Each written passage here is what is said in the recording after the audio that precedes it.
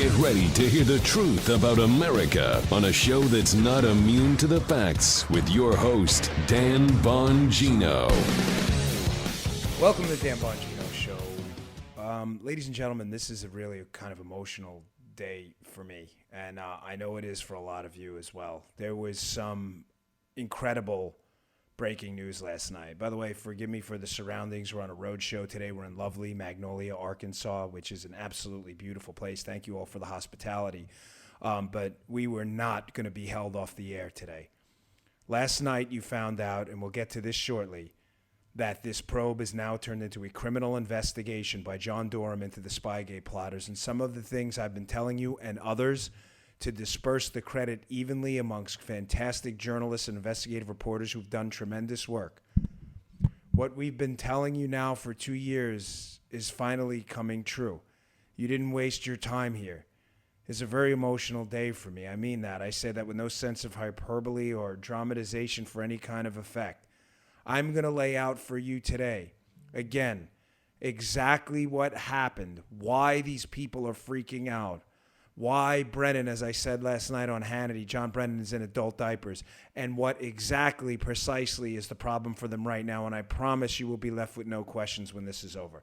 One quick note before we get started as well. Thank you to all the veterans and people who've lost men and women, heroes in combat, who commented on my show the other day about the serious situation. Your words were very touching and heartfelt. Paul and I read your emails, and I want you to know they deeply touched us. So thank you very much. All right, let's get right to it. Joe's not here today. He'll be back on Monday. We're giving him a little break on the weekend due to the travel show. Today's show brought to you by our buddies at Genucel. Folks, here's an email. Our friends at Genucel. God, it's a good one. I can't get over how much and how quickly Genucel's helped me. The jawline cream, it's made my jaw and neck two separate body parts for the first time. Wow. My bags and puffiness are gone. It really is the skin's fountain of youth. Thank you, Genucel, for making me look and feel young again. That's Juliana from Austin, Texas, raving about her amazing transformation thanks to Genucel. Now it's your turn to see results. Everybody loves Genucel in my household, my mother-in-law, my wife.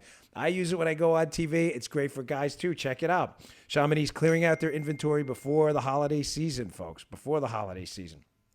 Order Genucel's jawline treatment with MDL technology, packed with natural peptides to target that annoying turkey neck. Gobble, gobble. And get the classic Genucel for bags and puffiness. Absolutely free. Yes, free. And for results in 12 hours, the Genucel Immediate Effects is also free. This once-a-year offer is backed by their 60-day, 100% money-back guarantee. So no risk to you. Go to Genucel.com. Enter Dan30 at checkout. That's Dan30 at checkout. Genucel.com. Genucel.com. Genucel.com. Get a surprise luxury gift with your order. Enter Dan30 at checkout. Go to Genucel.com. Enter Dan30 at checkout. That's Genucel.com. Check it out. All right, let's go, folks. I am ready as I've ever been for a show in my entire life. First, as I've said to you earlier in the week, John Brennan, Jim Clapper, and James Comey, the three musketeers of the Spygate idiocy, have now been busted.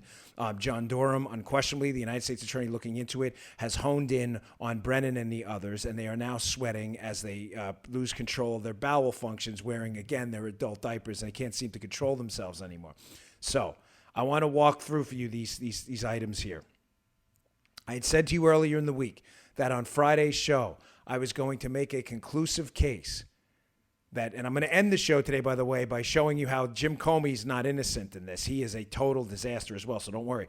I'm going to make a conclusive case to you on how the FBI was misled by John Brennan and the CIA into an investigation to spy on Donald Trump. Please, I'm imploring you, I'm begging you to keep that one point in mind throughout this whole thread, that John Brennan was the founder of the feast.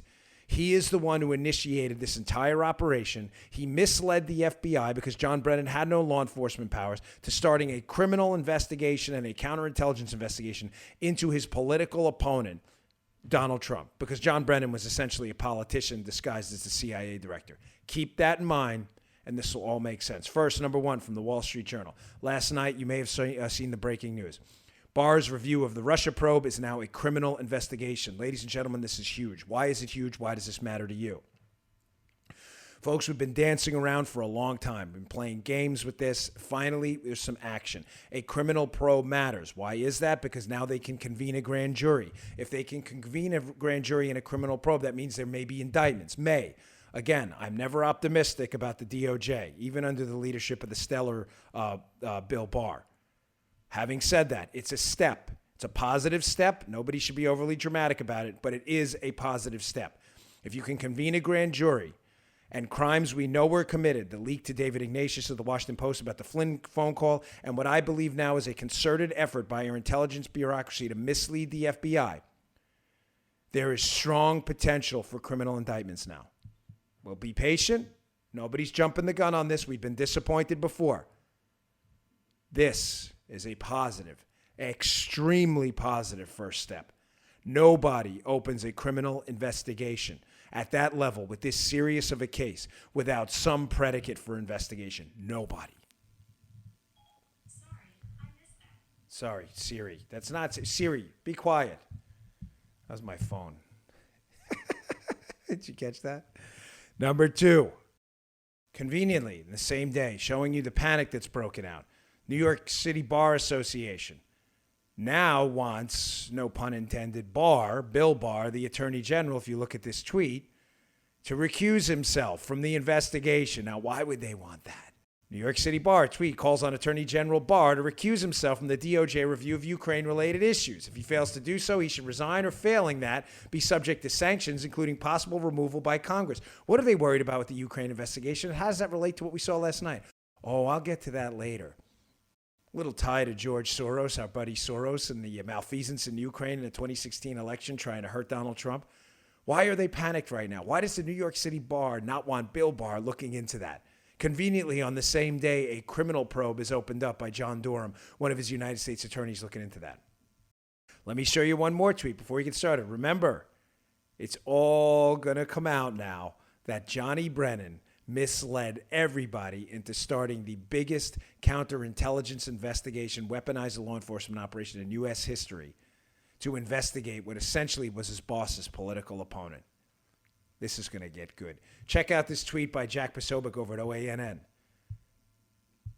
Breaking. Durham is pursuing lines of criminal investigation that the CIA may have willfully misled the FBI into opening the Russia investigation under false pretenses. Folks, you know, I'm a big boy, all right? Like, I don't really have thick skin, I'm not going to lie to you, but I can take a good punch here. But I'm not going to spin your wheels. One of the things that's really gotten under my skin for a long time is people, even on the right, kind of poked a lot of fun at us. All right, it's okay, it happens. You're in the space, you're a public figure now, and sometimes people don't agree with your theories, but it was kind of vicious. I had said, probably close to 2 years ago, that I felt like the CIA was misleading the FBI, and some of the sources I had told me the same. And even some of my own listeners said, oh, Dan, that's BS. Why are you giving Comey a pass? Oh, I'm not giving Comey a pass. This show is going to wrap today on a thorough, complete indictment of the snake, horrible human being Jim Comey is. But even my own audience, some of you email me saying, no, they weren't misled. The FBI knew exactly what they're doing. No, they didn't. I'm telling you, I was right. The FBI was wrong. What they did was wrong. Really, really wrong. And I'll get to that at the end. But John Brennan unquestionably weaponized his powers to get them to use their law enforcement powers. Brennan didn't have any. To investigate Donald Trump. Bank on it. We were right. I'm telling you, we were right. Now, what's your evidence? Before we get started, folks, on the evidence, again, I'm sorry, but the show is paid for by sponsors. We keep it free, and these are great companies. I don't have that many today for the show. But I really just want to make sure we flow through this. So let me get through this one more because it's a great sponsor. They want to be here, and then we're going to rock and roll. Don't go anywhere. Today's show also brought to you by our buddies at Bravo Company Manufacturing. Ladies and gentlemen, I love Bravo Company Manufacturing. I do. I have two, maybe I have three now. I'm not sure. 2 of their rifles. They are fantastic. Now, to be clear, if you're looking for a sporting arm, right? You're looking for a sporting arms company, Bravo Company, they're not your guy. Now, why would I say they're not your guys, right?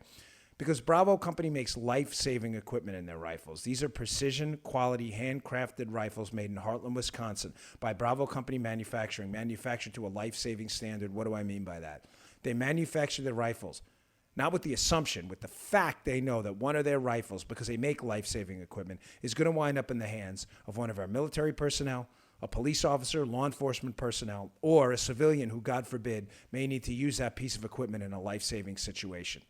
They are not messing around. This is not a sporting arms company. It's not. They make life-saving precision equipment. I have 2 of these rifles. I love them. They are on point every single time. They are elegant pieces of equipment that work as stated every single time without fail. Folks, I can't recommend their rifles highly enough. If you are in the market for a rifle and you need a piece of life-saving equipment, this is the company for you. Go to BravoCompanyMFG.com. That's BravoCompanyMFG, like Mary Frank George.com. BravoCompanyMFG.com. Discover more about their products, special offers, and upcoming news. That's BravoCompanyMFG.com. You need more convincing? Go check out their YouTube channel, youtube.com/BravoCompanyUSA. Folks, Bravo Company has always put people before their products.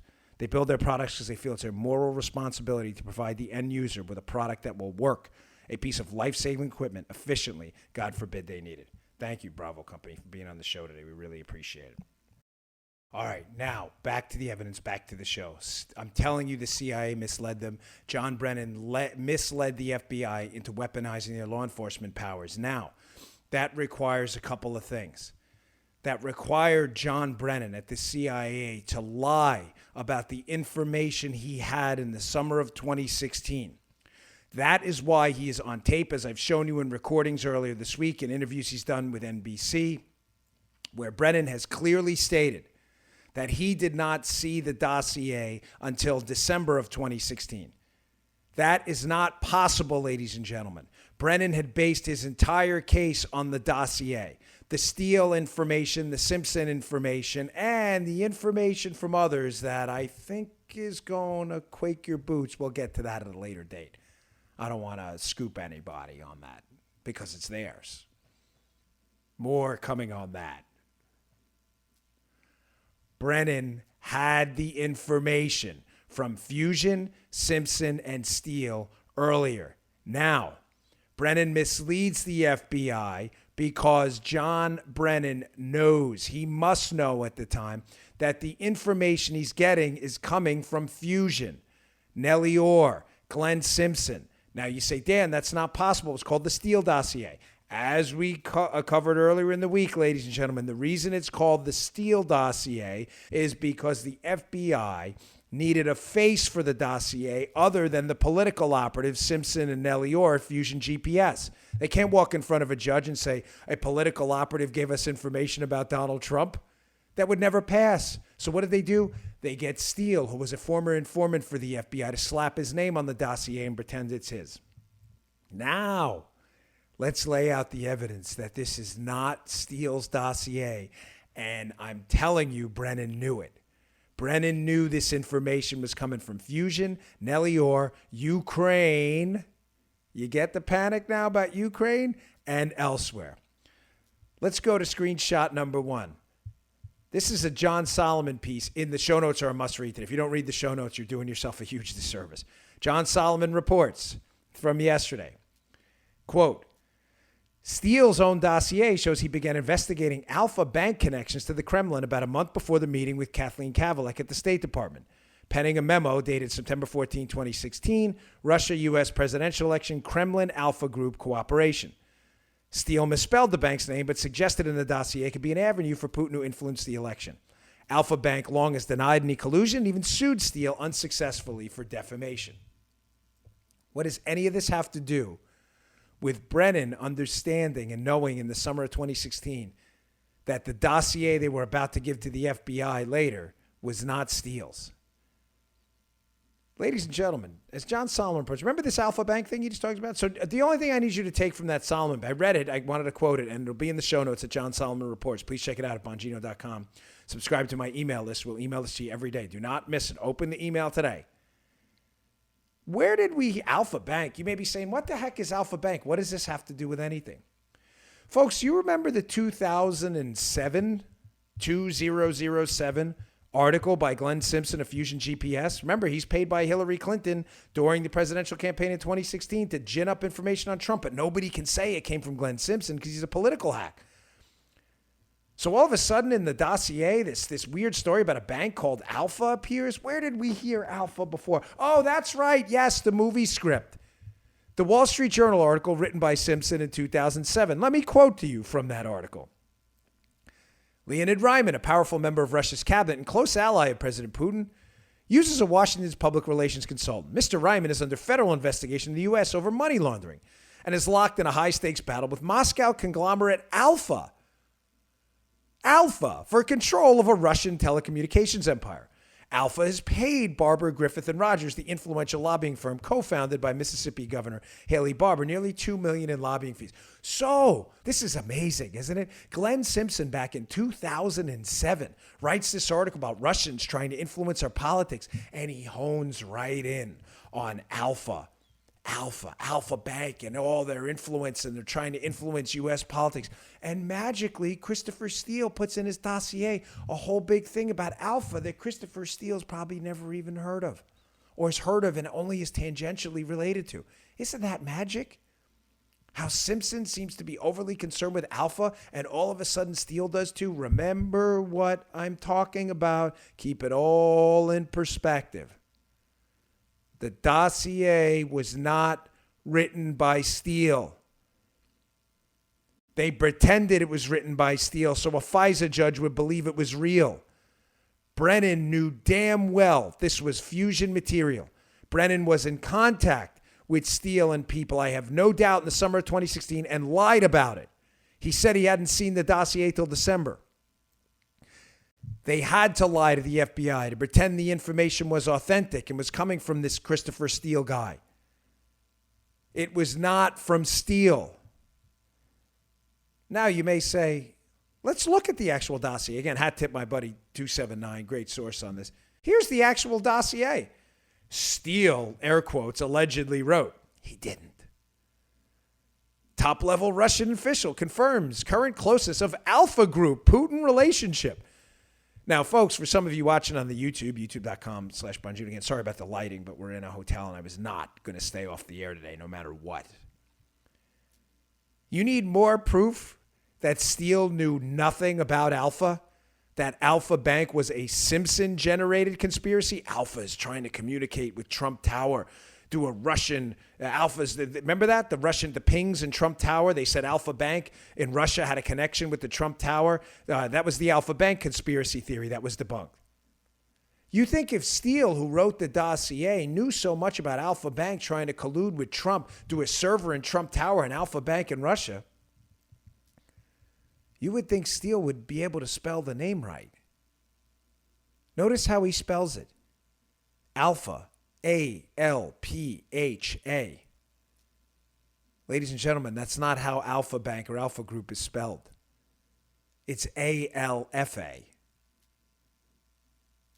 As I've said to you, as Simpson appropriately spells it in his 2007 article about Alpha Bank. Tell me again how this is Steele's dossier. So the super sleuth on the Russia desk, Christopher Steele, who the FBI is supposed to trust enough to get a FISA warrant against Donald Trump, writes about Alpha Bank connecting with Trump Tower on this cryptic internet connection to transmit information to Trump Tower, and he can't even spell the name of it right? Simpson spelled it right back in 2007 when he suspected Alpha of Soviet influence. Tell me again how this is Steele's dossier. He can't even spell. What have I told you over and over? This is a spy story for idiots. Idiots. He didn't even spell the name of the bank right. Remember what we're talking about. I'm sorry, but redundancy matters here. I cannot tell you this enough. You can't leave this episode with any open questions. Some of you fast learners already get it. Brennan, in the summer of 2016, needs the FBI. Brennan has no criminal authority at all. The FBI does. Brennan is clearly getting information from Simpson, from Steele, from Nellie Orr at Fusion GPS, acting not as a CIA director, but as a political activist for Barack Obama. In order to push the FBI to open an investigation, he has to feed them this information, but he cannot tell them it came from Steele. He needs the FBI, when Steele approaches them later through the Department of Justice and Bruce Orr on July 30th, he needs the FBI to believe that the information they get on July 30th and that they start to get in November when they get the dossier, that it's confirmation of information Brennan's given him separately. It's the same information from the same guys. Brennan knows it's not Steele's dossier. It's Simpson's. And more. From John Solomon Reports article, number 2, more evidence the dossier was not written by Steele. Steele was a front, a patsy the whole time. Interesting. Quote, separately, former FBI General Counsel James Baker told Congress last year he received similar allegations about Alpha Bank from a DNC lawyer named Michael Sussman and provided it to agents in the Russia case in late summer or early fall of 2016. Wow. So the same time Brennan is pushing this Alpha Bank conspiracy through Fusion GPS that had written about it in 2007, Alpha Bank's communicating with Trump Tower. It's an illicit operation. A DNC lawyer by the name of Michael Sussman is also feeding the Alpha Bank conspiracy theory to a top lawyer at the FBI, James Baker. Was Sussman talking to Brennan? That'd be weird, as Joe plays that Pee Wee Herman cut. That'd be weird a little bit, wouldn't it? What's a DNC lawyer doing communicating with the FBI about a conspiracy theory that the FBI themselves debunked? There was no Alpha Bank connection. It was spam email. But there was an Alpha Bank connection, according to Glenn Simpson, who believed in it wholeheartedly. He actually begged the FBI and said, don't believe the reports. It's a conspiracy theory. Oh, it's real. It's so real. I thought that was Steele's dossier about Alpha Bank. Why are you so concerned about Alpha that Steele can't spell right? Because it's not Steele's dossier. It's Simpson's. It's political information Brennan knows he has. He's feeding to the FBI, pretending it's intelligence product. You get it? This is a scam. That's why Brennan's got his diapers on. Oh, this gets better, folks. Yeah, this gets a lot better. Believe me, I wish it didn't. You're looking at the biggest political scandal in American history. Let's go back to the movie script, the 2007 Glenn Simpson article, which I'm telling you is the dossier written 12 years ago. I want you to pay very close attention to this name that creeps up, Dmitry Firtash, in this quote. This is from the Glenn Simpson's 2007 article. Global Options has worked with former Soviet businessmen in the past. In 2004, Mr. Livingstone said lobbyists at Barbara Griffith introduced Global Options to a Cyprus-based firm called High Rock Holdings. High Rock is controlled by Dmitry Firtash, a Ukrainian businessman who acknowledges the company's major shareholders once included Mr. Moglevich's wife. Listen to this. In 2003, 2005, this is Glenn Simpson writing this, Mr. Firtash brokered several billion-dollar deals between Gazprom and the government of Ukraine. They netted big profits for High Rock and criticism from the U.S. ambassador to Ukraine at the time for the lack of the deal's transparency. So just to be clear, back in 2007, Glenn Simpson's investigating potential Ukrainian corruption with natural gas and petroleum products as related to a guy he's looking at too by the name of Dmitry Firtash. You may say, well, how does this stuff relate to the dossier and what's happening with Ukraine and the New York City bar that wants Bill Barr not looking into Ukraine and the Democrats threatening impeachment over Ukraine? What are they so worried about in Ukraine? Let's go back to some of John Solomon's reporting from The Hill earlier.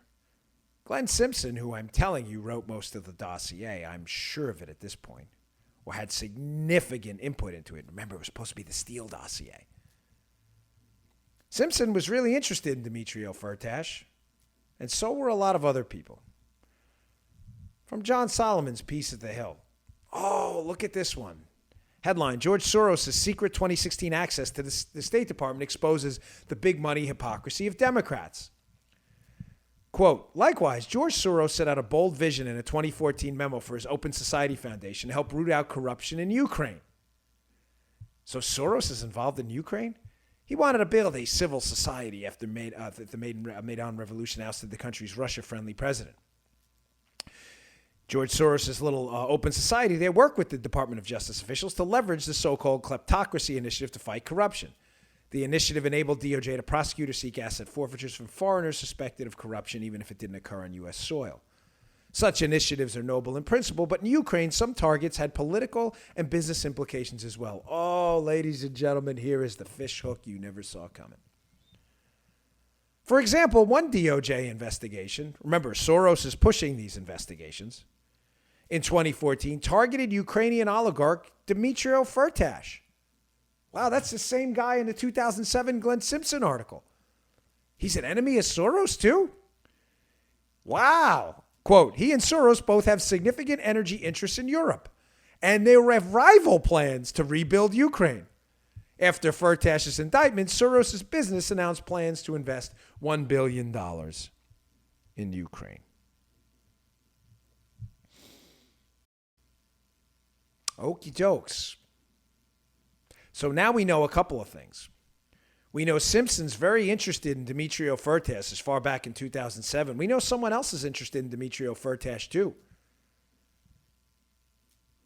The State Department seems very interested in Dmytro Firtash. So does the DOJ.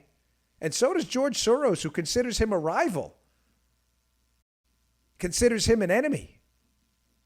Isn't it fascinating how he keeps appearing? George Soros, a George Soros enemy, keeps appearing in this story, Dmytro Firtash. Oh, he appears again. And he also appears in 2007 in the Simpson article that I'm telling you is the foundation for the dossier. It gets better. So Soros' enemies are being targeted by the DOJ. Let's go back to John Solomon. Another John Solomon piece at the Hill. Folks, this story only gets better. There was a justice official in Ukraine that told Solomon, quote, he was stunned when the ambassador, our ambassador to Ukraine that is, gave him a list of people they should not prosecute. The list included a founder of a group and 2 members of parliament who vocally supported the group's anti-corruption reform agenda, according to a source familiar with the meeting. Turns out that the group Ukrainian law enforcement was probing at the time was co-funded by the Obama administration and liberal mega donor George Soros. Wow, we're not allowed to mention Soros according to Media Matters. Yeah, okay, sure. I take my instructions from Media Matters. I think not. Now we double down. Because Media Matters, whenever Media Matters freaks out, you know you're onto something. Because these hacks are deep state tyrants. They always have been. A bunch of losers, Snuggie-wearing zeros. They're terrified anytime you mention this. Turns out it was collaborating with FBI agents investigating then-Trump campaign manager Paul Manafort's business activities with pro-Russian figures in Ukraine. Isn't that amazing? So apparently there were at least allegations that our diplomats overseas in Ukraine, while they were colluding with the Obama administration to pass information about then-candidate Trump on from Ukraine, also had some kind of do not prosecute list. And one of those people who entered that, according to John Solomon, were people associated with George Soros who were targeting Soros' rival, Dmytro Firtash. You may say, I'm still missing the link to the dossier. Get the Alpha Bank thing. Okay. Simpson wrote about Alpha Bank. All of a sudden, Steele's writing about Alpha Bank. He can't even spell it right. Clearly a connection there which steals information to Simpson. I get that. But I'm missing this Firtash, Ukraine, Soros. I'm not really getting what's going on there. Oh, you will. Let's go on to some excellent work by our compatriot here, Chuck Ross at the Daily Caller, who's done a little work on another project George Soros was involved in. This is just fascinating. Hat tip Chuck Ross. Headline, firms tied to Fusion GPS, Christopher Steele, were paid $3.8 million by a Soros-backed group. So Soros is investigating a guy Simpson was investigating who happens to be his Ukrainian business rival at the same time the Obama DOJ allegedly was telling Ukrainians not to prosecute these people. Wow. Let's go to Chuck Ross's piece. A nonprofit group partially funded by billionaire activist George Soros paid firms tied to Fusion GPS and Dossier author Christopher Steele more than $3.8 million in 2017 to provide research and analysis to, quote, government entities. The payments made by the Democracy Integrity Project are more than 3 times what the DNC and the Clinton campaign paid Fusion GPS and Steele during the 2016 presidential campaign to investigate Donald Trump's possible ties to Russia. Isn't that cutesy? So Soros's billionaire money is flowing to groups tied to Fusion GPS, run by a guy who's already targeted Soros's enemy in Ukraine, Dmitry Firtash, and is also targeting Soros's enemy in Donald Trump and Hillary's.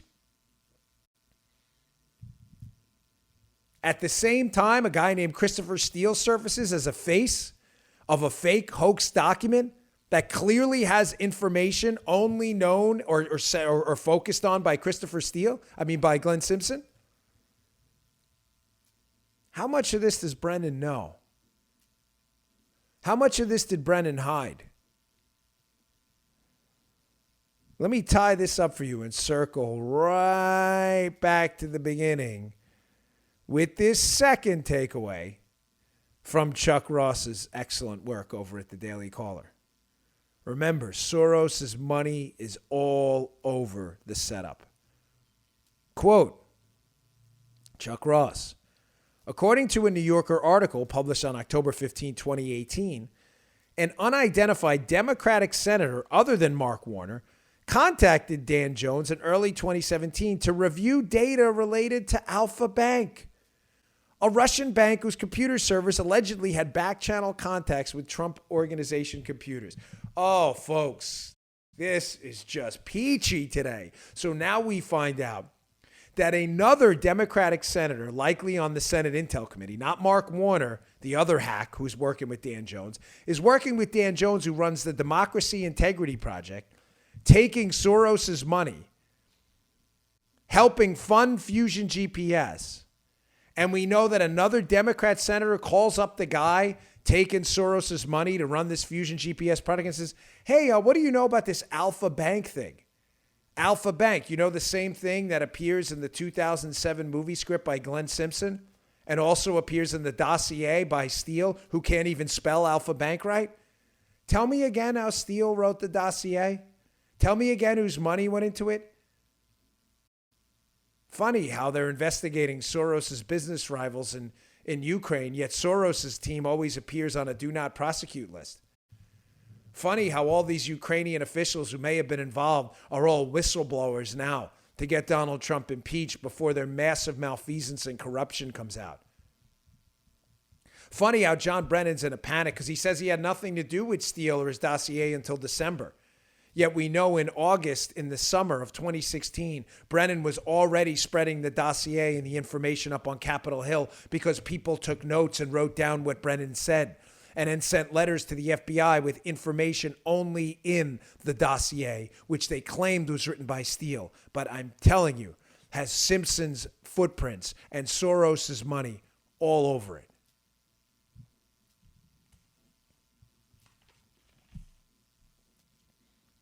I'm not done. All right, we'll get right back to it in a second. One more sponsor for today, and we are gonna wrap this thing up in a bow and blow your mind. All right, today's show also brought to you by buddies at SimpliSafe. We just installed, Paul and I, SimpliSafe in our new house. We love it. It is so easy to use. Paulo hooked it up, what would you say, less than an hour, easy. Very simple to use. We love SimpliSafe for home security. SimpliSafe, that's SIMPLI. Safe.com/Dan Bongino. Get free shipping and a 60-day risk-free trial. We love SimpliSafe. My background's in security. I won't use any other system right now. A recent Gallup survey shows Americans worry more about burglary than almost any other crime. Of course, no one wants people violating the sanctity of their own home more than mugging, more than terrorism, more than car theft, and even murder. According to studies, just over 10% of break-ins are planned. A lot of extemporaneous break-ins on the spot. The risks, they're spur of the moment, a lot of these crimes of opportunity. Random. Most break-ins happen between the hours of 6 a.m. and 6 p.m. Do you know that? Right in the middle of the day. According to the FBI, the average loss in a burglary is over $2,000. That's hard to recover from, folks. There are over 2 million burglaries reported every year. That's one every 13 seconds. What's crazy is only 1 in 5 homes have home security, maybe because most companies don't really make it that easy. SimpliSafe does. It was super easy for us to install. SimpliSafe is my top choice. SimpliSafe protects your whole home, every window, room, and door with 24/7 monitoring for just a fraction of the cost. Their police dispatch is up to 3.5 times faster because they use video verification. They don't waste the police officer's time. It'll blend right into your home. No wires, no drilling. It's easy to order, easy to use, usually in under an hour. It took us just about an hour to put together. No problem. Very simple, very easy to use. I'm not even that tech savvy. It was that simple. Visit SimpliSafe.com/Dan Bongino. You'll get free shipping and a 60-day risk-free trial. You've got nothing to lose. Go now. Be sure. Go to SimpliSafe.com/Dan Bongino. They know our show sent you then. That's SimpliSafe.com/Dan Bongino. Support SimpliSafe. Support the show. We appreciate it. SimpliSafe.com/Dan Bongino. Thank you very much, SimpliSafe, for being here. Really appreciate it. Okay.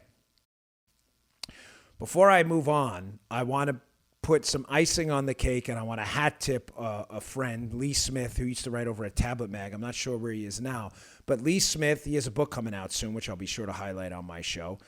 Has a piece up at Tablet Mag. It's an older piece. It's in the show notes today, but my gosh, is it worth your time.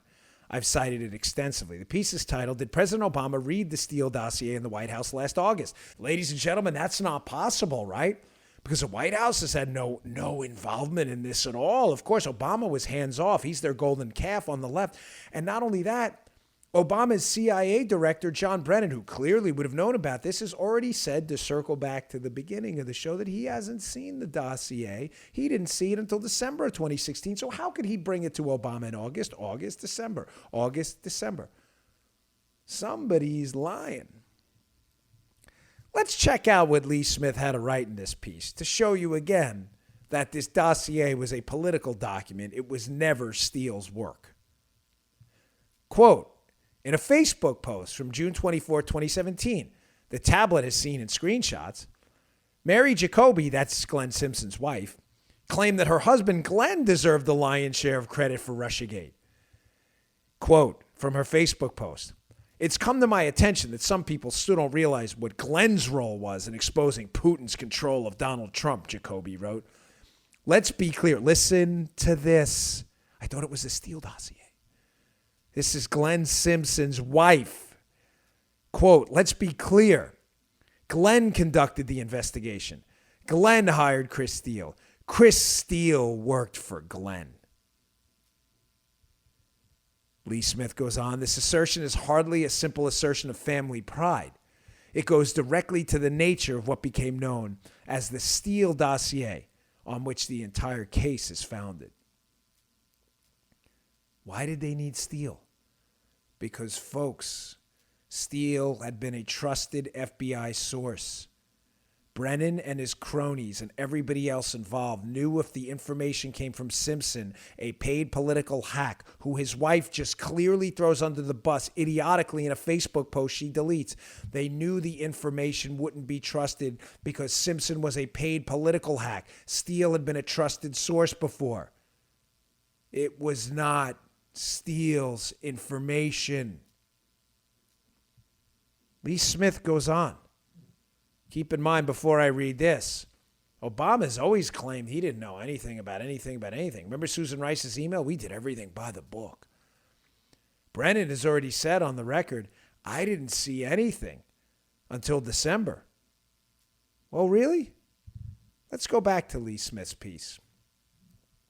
Quote, in contrast to the FBI, according to Jacoby, the CIA, quote, hopped to and immediately worked to verify it, talking about the dossier. Listen to this, folks.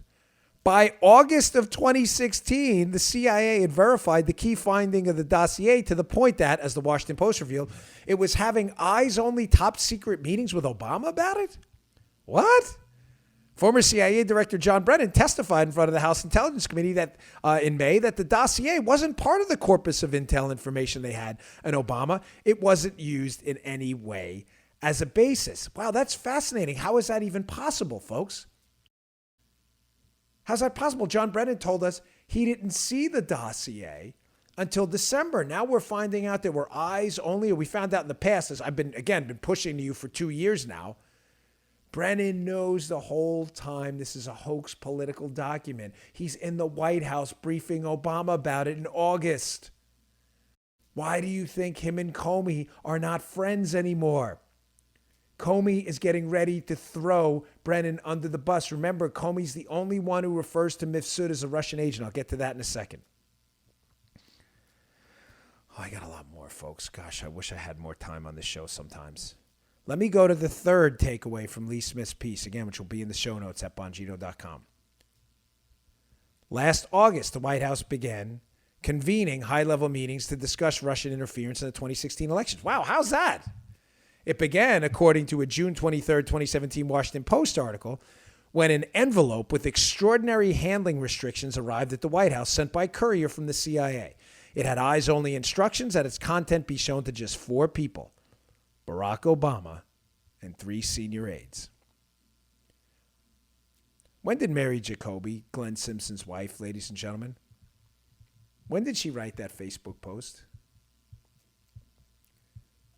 She wrote that Facebook post the day after that Washington Post article about the secret file, the dossier. She wrote it the day after that article was written about Brennan's CIA delivering a document to the White House. So let's get this straight. A secret document in the summer of 2016, probably the dossier, is delivered by Brennan, who claims he hasn't seen it until December, with eyes-only instructions for Obama, who claims he had nothing to do with the dossier. The next day, remember, it's supposed to be the Steele dossier, right? The guy who really writes it, Glenn Simpson, and his company, Fusion GPS's wife, puts out a Facebook post after it gets outed in the Washington Post that the secret document made its way to Obama, that her husband's the one who really took down Trump. That Steele, who allegedly wrote the dossier, worked for my husband, Glenn. And then she deletes it. Oh, this is going to get good. Folks, I can't, listen, you have to come back on Monday too, because I have got this is a lot of information. I want you to digest this. I want you to take the weekend. I'm not done yet, but I want you to take the weekend. I've got a lot more. And I am going to blow your mind on Monday. I'm telling you, there is more coming. We have just scratched the surface. I never thought I'd say it, but there may actually be a book 3 here. So remember as well, there's another angle to this. So just to tie that up, Simpson has heavy input into the dossier. They can't give that to the FBI, saying it's Simpson's work because he's a paid political operative. So they pretend Steele wrote it. Brennan knows this. We now know Simpson had heavy input into the dossier because his 2007 Wall Street Journal piece, some of the same information and players, Firtash, Alpha Bank, some of these same people appear either in the dossier or the people who appear in the 2007 article like Firtash are enemies of people like Soros who are clearly funding the effort to get the dossier going. Brennan clearly knows this. But Brennan says he hasn't seen any of it until December. But as Lee Smith has already reported, there are briefings in August and in the summer at the White House about a strange document that arrived from Brennan's CIA with eyes only for Barack Obama and 3 staffers. What was that document?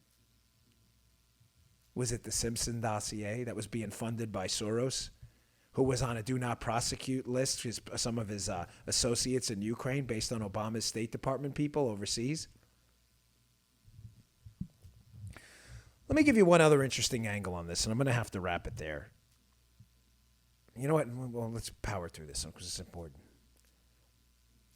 Margot Cleveland, who's done some spectacular work over at the Federalist, had an interesting takeaway. Remember how Clapper's distancing himself totally from Papadopoulos? He says, I showed you in the other show, a PJ Media article, what Jim Clapper, the DNI, says, listen, I didn't know anything about Papadopoulos until I left office. There's a piece by Margot Cleveland. If you inspect the FISA applications closely, more mysteries arise about Joseph Mifsud. Remember, Papadopoulos is only interesting in this case because an alleged Russian agent, Joseph Mifsud, approaches him and says, hey, we've got dirt on Hillary or dirt on the DNC. The Russians have dirt on Hillary. Ladies and gentlemen, that was a setup. We now know that. Now, showing you again how I believe Brennan misled the CIA, Brennan CIA misled the FBI again.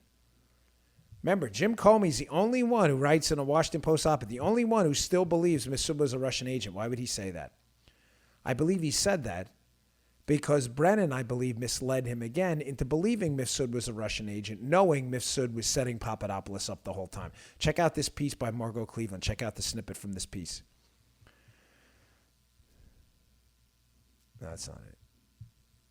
That's not it, but that's all right. Well, yeah, that's not the folks. Here, I'm sorry, we're on the road, so it's just very complicated. My show today.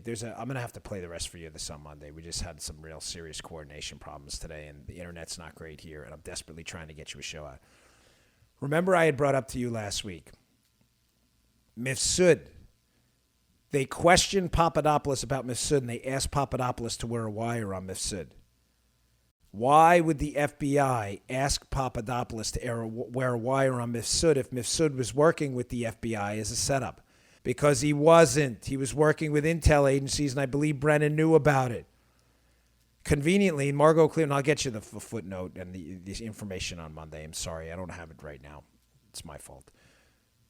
There's a footnote. They interview Papadopoulos in January. They interview him again later on, and they never bring up Mifsud again after asking him to wear a wire. Why? Because they interview Mifsud in February, and I believe the FBI figures it out.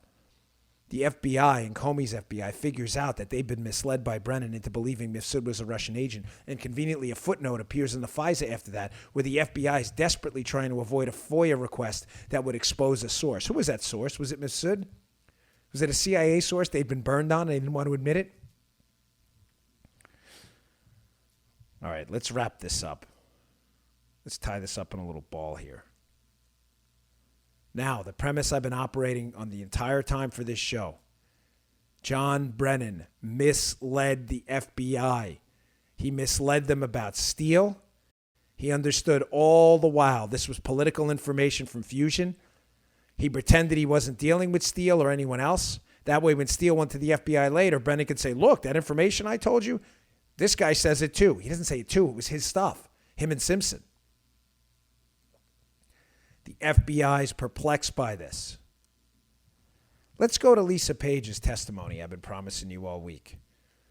Lisa Page, lawyer for the FBI, who is intimately involved in this case from soup to nuts, start to finish, is being questioned by Mark Meadows. Remember, John Brennan goes up to Capitol Hill in August of 2016 and briefs Harry Reid about information only in the Simpson-Steele dossier, despite the fact that he said he hasn't seen it till December. He misled the FBI. Well, Mark Meadows asks Lisa Page about that August meeting. Here's her answer.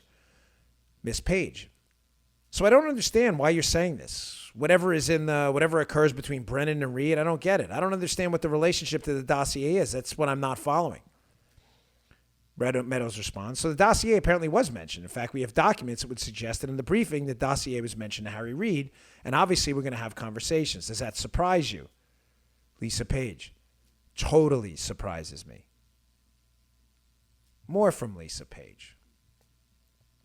Here's the second part of her testimony. Just to be clear, I don't think she's lying here, folks. She's not innocent in this at all. But I think she's genuinely stunned that Brennan had the dossier Simpson-Steele information in the summer because they thought they had it first. And they were wondering why all this information they were getting from Brennan seemed to corroborate what they had because it was the same information. Miss Page, she says, yes, sir, because with all due honesty, if Director Brennan, so he got that information from our source, right? She's talking about Steele.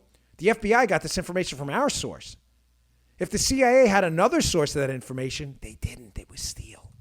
I am neither aware of that, nor did the CIA provide it to us if they did. Because the first time and Meadows interrupts her, we do know there are multiple sources, he says. Page says, yeah, I do know that. I do know that the information ultimately found its way to a lot of places, certainly in October of 2016. But if the CIA as early as August, in fact, had those same reports, I'm not aware of that. I'm not aware of that, nor do I believe they provided them to us. And that would be unusual.